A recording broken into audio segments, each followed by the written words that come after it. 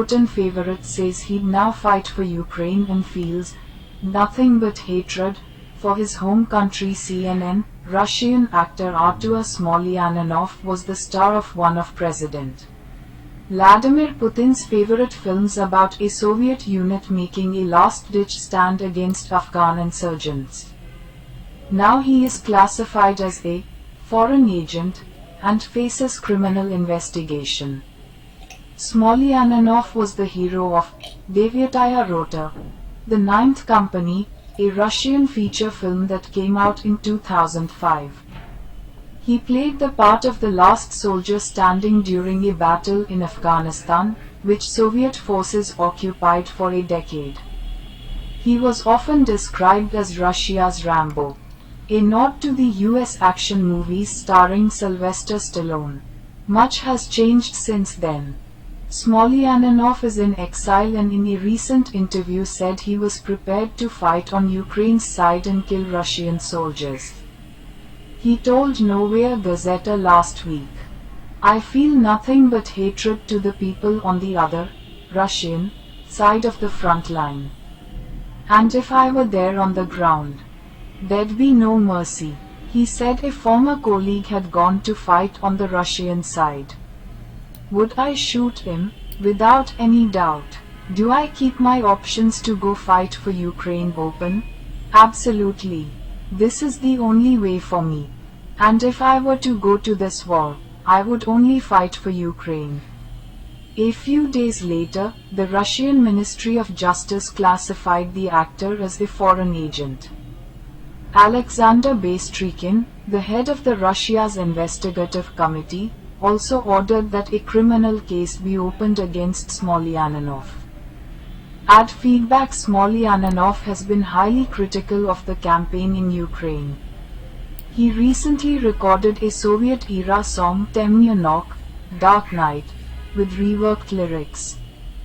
It included the lines, "Take a look, Occupy, how maternity homes are without power, how children sit in shelters, and how books are drowned."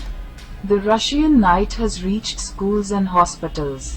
Another verse referred to a bunker where one Führer hides and a bald little cook feeds the Führer from a spoon. The cook was a reference to Yevgeny Prigozhin, who runs the Wagner private military company and won catering contracts from the Kremlin. When he first spoke out against the war last summer, Smolyanov, who at the time he was in Russia, told an interviewer it was a catastrophe, everything collapsed, ashes, smoke, stench, tears. Last October, a Moscow district court imposed a fine of 30,000 rubles, $430, against Smolyanov on charges of discrediting the Russian armed forces. That same month, he left Russia and is thought to be in Latvia at present. Smolyanov recounted how he'd crossed the Russian border into Norway. "I crossed the border on foot. You just walk 30 meters and there are completely different people in front of you. They are so soft. Even the look is different." The film, Devyataya Rota, was so popular that Putin welcomed the actors and crew, including Smolyanov, to his residence outside Moscow in November 2005, where he put on a special showing of the movie. Putin said that after watching the film, Putin talked with director Fyodor Bondarchuk and the leading actors, including Smolyanov. Russian state news agency RIA Novosti reported at the time that Putin declared that the film takes the soul, you immerse yourself in the film. The film is very strong.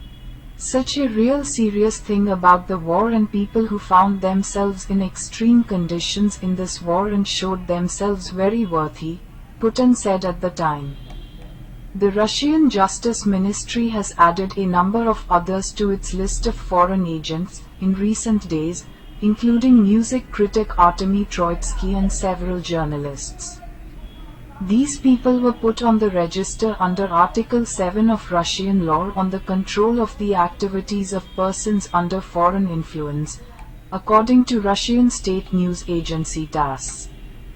It was also reported this weekend that two well-known theatrical actors had been fired from the Chekhov Moscow Art Theatre for criticizing the war in Ukraine.